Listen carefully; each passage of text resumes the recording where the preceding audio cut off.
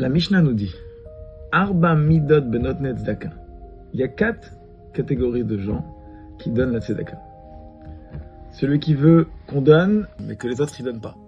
Alors on dit il a un mauvais œil sur les autres. Deuxième catégorie, celui qui veut que les autres donnent, mais lui il donne pas. On dit il a un mauvais œil sur son argent à lui.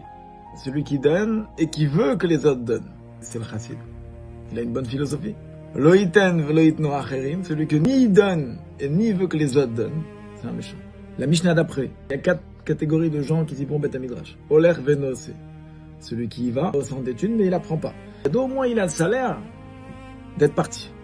C'est déjà un effort de marcher à la choule pour étudier, même si concrètement t'as pas étudié. À l'inverse, ose veno oler, celui qui apprend à la choule mais il n'a pas de trajet à faire pour y arriver. Au moins il a l'action d'avoir étudié, c'est l'essentiel. Il a le salaire d'avoir fait. Il a le salaire d'avoir étudié. Troisième catégorie, celui qui va et il fait, c'est celui qui il a le salaire de marcher pour le Beth Midrash et il apprend au Beth Midrash. Lui on dit c'est chassid, c'est le chassid. Lo ler velo, c'est celui que ni il y va et ni il fait. C'est ni il prend le chemin, ni il apprend.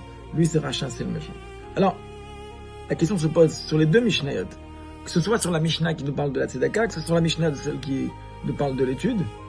Quel est le but de cette Mishnah? La Mishnah elle te donne une information qui a 4 catégories.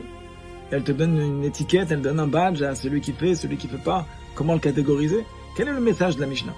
Deuxièmement, il y a marqué ici, il y a 4 catégories de gens qui donnent la tzedaka, mais pourtant il y a une catégorie qui donne pas du tout. Comment tu peux l'appeler quelqu'un qui donne la tzedaka?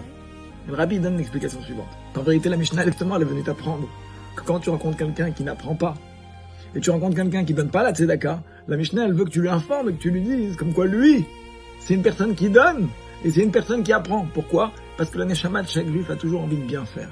Et ça que extérieurement il n'a pas envie de faire, c'est pas son identité personnelle. Lui en vérité il a envie de donner la tzedaka.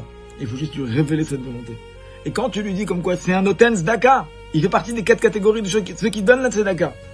Alors du fait même qu'il a cette prestige, et il a ce titre qui fait qu'il fait partie des gens qui donnent, il fait partie des donateurs, ça même ça va le réveiller et ça va lui donner envie de donner concrètement la tzedaka.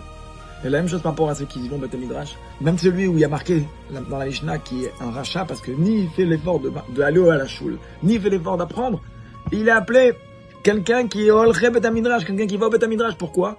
Parce qu'en vérité, il faut lui réveiller cette envie chez lui. Et une fois qu'il va avoir envie, alors certainement, il va le réaliser d'une manière concrète. Shabbat Shalom, Mashiach.